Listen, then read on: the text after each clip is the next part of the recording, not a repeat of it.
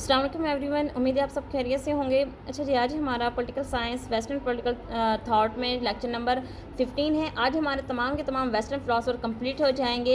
हमने एक से लेकर अपने 15 तमाम फ़िलासफ़र कंप्लीट कर लिए। हमने क्विकली इन तमाम का रिव्यू लिया, उनकी फ़िलासफ़ीज़ देखी।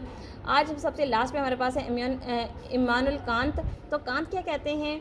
फ़िलासफ़र हैं ये 80th सेंचुरी के, ठीक है। और इस 80th सेंचुरी को अगर हम बात करें तो एज ऑफ एनलाइटमेंट भी कहा जाता है। ये उस वक्त का जो टाइम था, वो उस वक्त फ्रांस में रेवोल्यूशन चल रही थी और इसका इमानुएल कांत के ऊपर काफ़ी गहरा असर था। तो कहते हैं कि इमानुएल कांत जो थे, इनकी लाइफ में सबसे ज़्यादा जो इन्फ्लुएंस रहा है वो रोसो एंड मोंटेस्को का रहा है। रोसो और मोंटेस्को जो जो जिस थ्योरी की बात करते हैं, स्टेट ऑफ नेचर की बात करते हैं, सोशल कंट्रैक्ट की बात करते हैं, तो कांत जो है वो भी उन्हीं चीज़ों के बारे में बात करते हैं।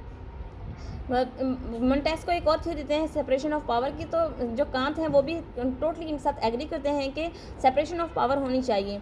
तो यहाँ पे कांत कहते हैं give a man everything he wants and at that moment everything will not be everything, ठीक है। Everyone talk about state of nature. वो कहता है कि हर इंसान जो है वो स्टेट ऑफ नेचर की बात कर रहा है, जबकि हर इंसान को स्टेट ऑफ नेचर की बात करनी चाहिए कि जो स्टेट है उसकी क्या मेरिट्स हैं, क्या डिमेरिट्स हैं, और उनको उसके अकॉर्डिंगली अपनी जो एक्टिविटीज़ है उनको मोल्ड करना चाहिए। फिर ये कान जो है सख्त खिलाफ होते हैं गवर्नमेंट सिस्टम के। वो कहते हैं जो गवर्नमेंट होती है वो इंसानों को अपना गुलाम बना लेती है, इसलिए गवर्नमेंट सिस्टम नहीं होना चाहिए। वो डेमोक्रेसी के भी खिलाफ बात करते हैं। वो कहते हैं किसी भी स्टेट में डेमोक्रेसी को बिल्कुल अवॉइड करना चाहिए। मोनार्की को भी सख्त नापसंद करते हैं। वो हमेशा सिर्फ एक ही बात करते हैं, वो सेपरेशन ऑफ पावर की बात करते हैं। वो कहते हैं कि सेपरेशन ऑफ पावर जो है वो हर स्टेट में होना बहुत ज़रूरी है। इसी से जो स्टेट्स हैं वो तरक्की की तरफ जा सकती हैं, और ना सिर्फ तरक्की करेंगी बल्कि रेवोल्यूशन भी आ सकती है। सेपरेशन ऑफ पावर क्या है? सेपरेशन ऑफ पावर ये हर ऑर्गन अपनी अपनी डोमेन या अपनी अपनी लिमिट्स में रहकर अपने अपने वर्क करे, और कोई भी किसी को ओवर पावर ना होने दे। हाँ, अगर ओवर पावर को रोकना है तो एक चेक बिठा दे, जो कि सेपरेशन ऑफ पावर का एक खास हिस्सा है।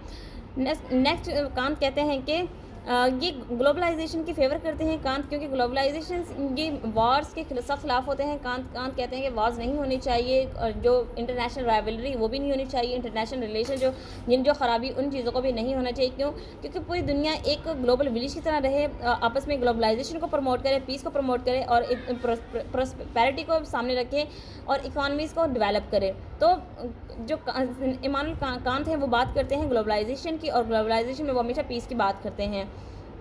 वो कहते हैं कि सिर्फ दुनिया में पीस होना चाहिए। फिर बात करते हैं हम इनकी ये जो इम्प्रेस होते हैं, इन्फ्लुएंस लेते हैं अपने थ्योरी के लिए, होते हैं फ्रेंच रेवोल्यूशन से। क्यों फ्रेंच रेवोल्यूशन क्यों आई थी? वो भी सिर्फ अपने राइट्स के लिए आई थी, और इन तमाम जो डोमिनेंट पावर थी इनसे छुटकारा हासिल करने के लिए आई थी। कांत कहते हैं live your life as though your every act were to become a universal law. इसके अलावा बात करते हैं better state lie in high morals. जब तक स्टेट में हाई मॉरल्स नहीं होंगे, एक दूसरे का एहसास नहीं होगा, इसमें मसावी हकूक़ नहीं होंगे, वायलेशन को ख़त्म नहीं किया जाएगा, तब तक एक स्टेट अच्छी स्टेट वजूद में नहीं आ सकती। इसलिए वो हमेशा बात करते हैं हाई मोरालिटी की, सेपरेशन ऑफ पावर की, और सबसे ज़्यादा खिलाफ हैं वो डेमोक्रेसी, मोनार्की के।